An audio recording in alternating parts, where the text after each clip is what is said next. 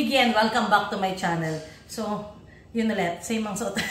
Same na naman yung damit natin. Kasi po, kinontinue lang po namin yung video namin, pagluto ng Miyuchi Bukong. So, diniretso lang namin para marami kaming bansya na maipakita sa inyo. Okay, so, after ng Miyuchi Bukong, ang gagawin naman natin ay ang tofu jurim.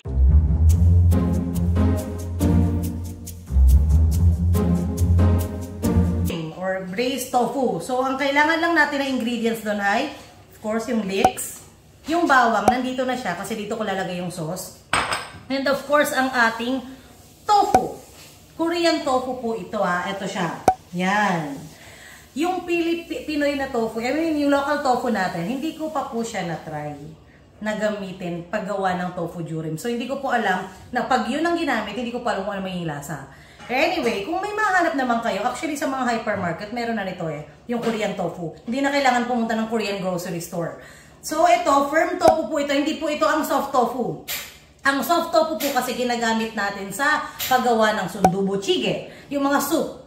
Pero yung firm tofu po, yun ang ginagamit natin pang side dish. Okay? So, let's start. Hiwain na natin ang ating tofu. Yan. Ganyan ang kakapal. Okay? Hiwain natin.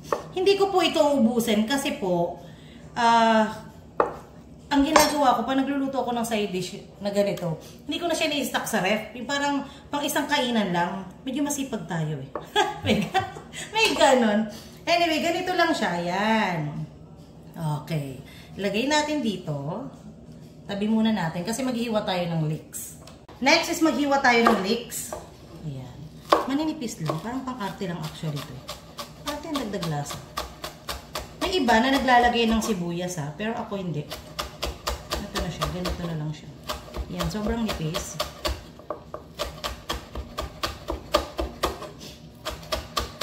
Kung gusto nyo ng spicy version po, maglagay po kayo ng labuyo.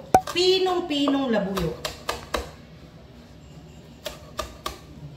So, ito yung ating lagayan ng sauce. Diretso tayo. Ayan. Nandito yung minced garlic. May garlic po kahit mga 1 teaspoon.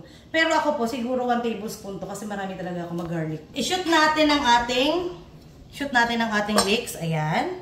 Okay. Ating black pepper. Kailangan natin ng toyo. Dalawa lang nito.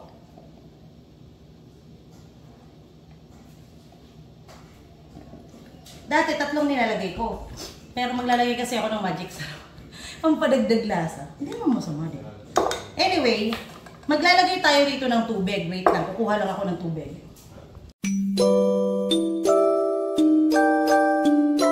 Maglagay tayo ng 3 kutsarang tubig. And then, depende sa inyo kung gaano karaming kutsukaro. Yung kutsukaro kasi, mas optional siya, pero mas magandang meron kasi nagdadagdag ng magandang kulay. Alam mo yun? Mas appetizing siya. Yan. So, mga 2 kutsara. Depende. Kung gusto nyo maanghang, o kung 2 kutsara, pwede na ito. 2 kutsara. Nagtag tayo ng mirin. Hindi. Teaspoon lang pala yun, sorry. 1 teaspoon na mirin. Okay. 1 teaspoon na sugar. Lagpas ng konti. Para malamis-namis. 1 kutsarang sesame oil. 1 tablespoon sesame oil. Yan. Okay, inis. Okay. So, kukunin ko may magic sarap. Ako ng magic sarap. Yan. Mix nyo lang siya. Dapat ganyan. Okay? Ilalagay natin ang ating sesame seeds. Ay! Nabuhos. Ang dami. Yung wala nang masama. Yun nga lang. Ang dami niya. Nabuhos. Yan. Mix. Tikman ng konti. Gusto ko manamis-namis ng konti. So, lalagyan ko ng konti pang sugar. Konti lang. Pinch lang. Baka naman sumugang tamis. And then, parang mas masarap siyang may labuyo, no? No! Oh, please, God, no! Mas masarap ang toko na. Lagay tayong labuyo. Isang labuyo lang. Parang gusto ko kasi today ng maanghang. Tag-ulan eh. Ayan. Pinuhin nyo lang yung labuyo. Kasi baka mamaya, Pag malaki yan, tapos nakagat nyo, nako.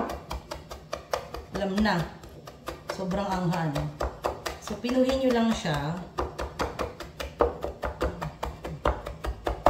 Yan, pwede na yan. Shoot! And then, eto na. Let's start cooking!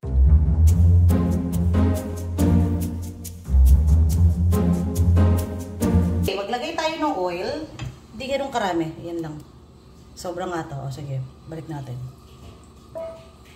Lagyan ng oil. And then, ilagay natin ang ating tofu. Huwag nang hintayin yung uminit ng sobra yung oil. Yan, lagay natin ang ating tofu.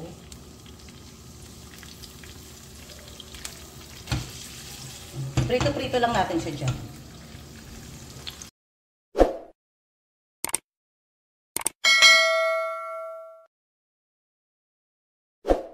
Hindi ko na nga lang luto. Ayan. Narinig niya yung sound. Pag nagkaroon na ng ganyang sound, ilang minutes, baliktarin nyo na. Hindi po natin kailangan siya tostado. Yung katulad sa toko at baboy, hindi po ganun. Baliktarin lang.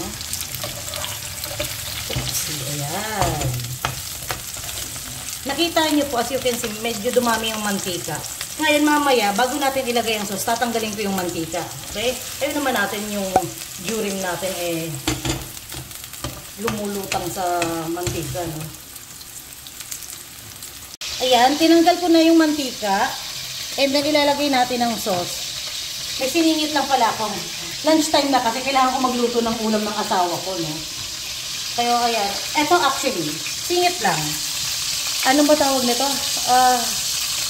Nakalimutan ko yung tawag ng isa. Pero ang sarap. As in, sobrang sarap. Amoy malangsa pero sobrang sarap. Kungchi pala. Kungchi ang tawag dyan sa Korea. Hindi po ba swordfish yan? Hindi. Iba yung espada. Yan. Ilagay lang natin ng sauce. Hayaan lang natin sila dyan kumulo-kulo-kulo. Ayan. Hindi ba? Itsura pa lang ang sarap na. Balik rin natin kung iba para makoat din yung ibang tokwa na ano. Yan. Yan. Pakukuluan lang natin siya dyan. Siguro mga 5 minutes. 5 to 10 minutes. Diba? Sure pa lang yan. May na.